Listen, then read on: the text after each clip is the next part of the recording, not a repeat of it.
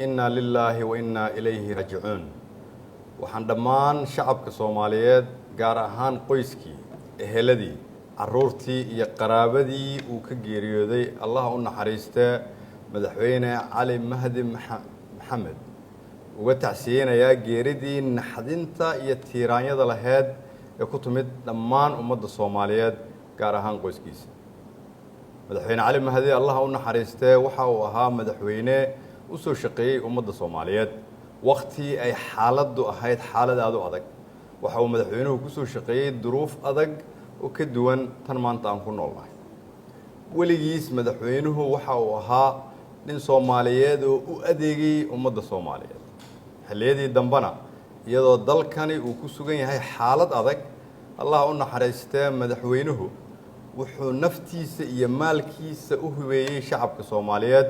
waxa uu qayb ka ahaa ganacsiga magaalada madaxweyne Cali Mahdi Allah u naxariistay waxa uu ahaa oday Soomaaliyeed oo markii xaaladda dalku ay qalqiilqashaba loo soo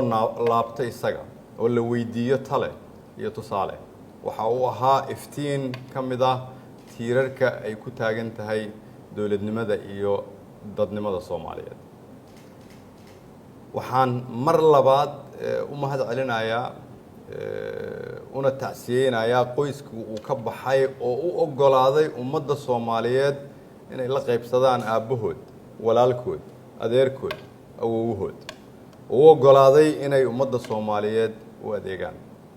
ummadda Soomaaliyeed meel walba ay joogaan waxaan ka codsanayaa inay u soo daceeyaan madaxweyne Cali Mahdi Maxamed